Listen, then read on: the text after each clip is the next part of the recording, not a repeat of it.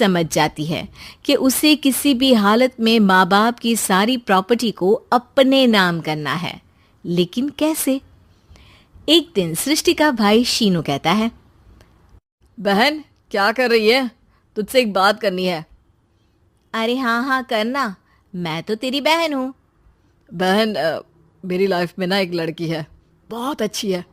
मैं सोच रहा हूँ माँ और पापा से बात करूँ शादी के लिए।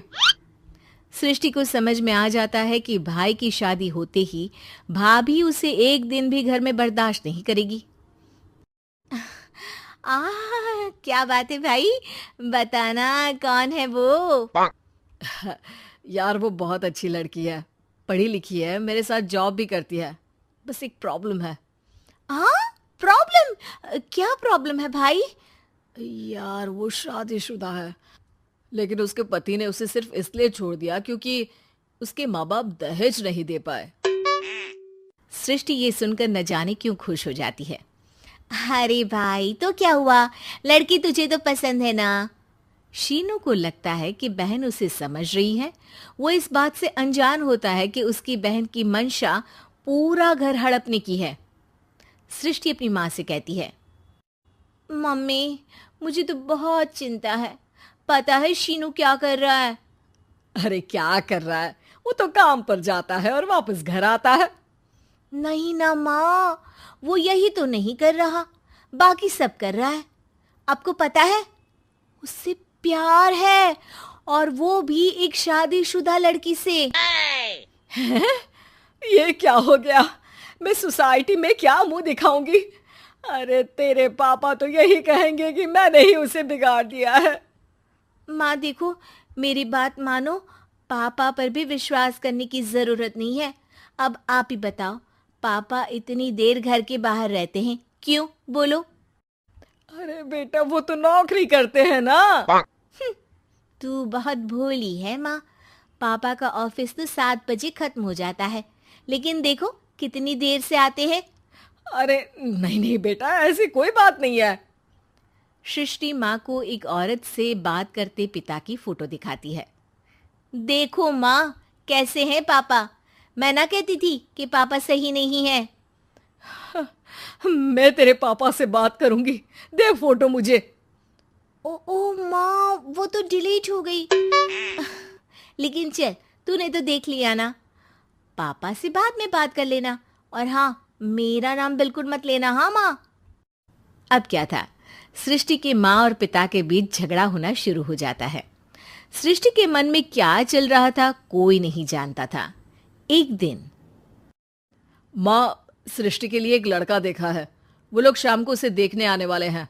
और हाँ माँ, एक खुशखबरी, मैं और पापा मिलकर एक नया बिजनेस ट्राई कर रहे हैं। शाम को लड़का आता है, सांवले रंग का। सृष्टि को तो बिल्कुल भी पसंद नहीं आता। लड़की की माँ कहती है, लड़की का चेहरा तो कोई खास नहीं, लेकिन अगर मेरे बेटे को आप लोग सेटल कर दें तो मैं उसकी शादी आपकी बेटी से करवा दूं। सृष्टि को लड़का बिल्कुल पसंद नहीं था। उसे भाई पर गुस्सा आ जाता है। लड़के वालों के जाने के बाद कहती है, माँ देखा, शीनू मेरे लिए कैसा लड़का लेकर आया, न दिखाने लायक न सुनने लायक, सेटल भी नहीं, वो भी हम करे। अरे माँ मैं जानती हूँ ये मेरी शादी किसी भी घर में क्यों करवाना चाहता है। अरे कैसी बात कर रही है बहन? तूने तो देखा ना, लड़के को मैंने ही मना कर दिया तुझसे शादी के लिए। जिसने लड़का बताया था उसने उसकी बहुत तारीफ की थी।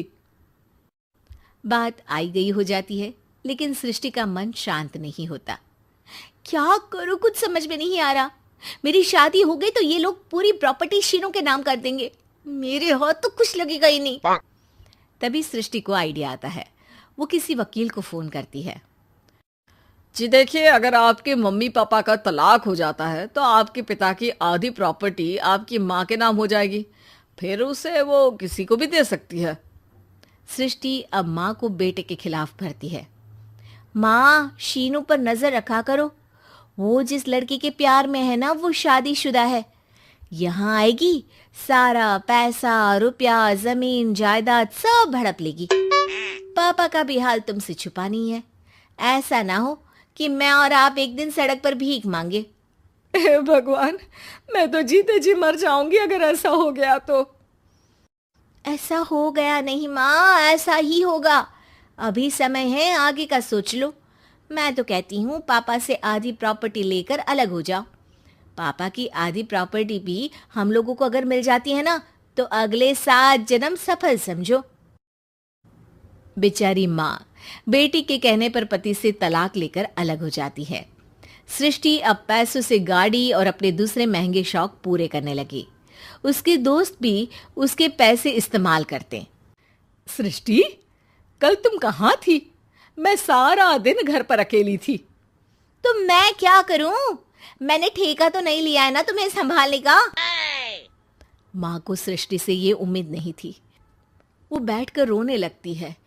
वहीं उसका पति यानी कि सृष्टि के पिता आ जाते हैं। मैं जानता था कि तुम्हारा यही हाल होगा, तो आपने मुझे रोका क्यों नहीं?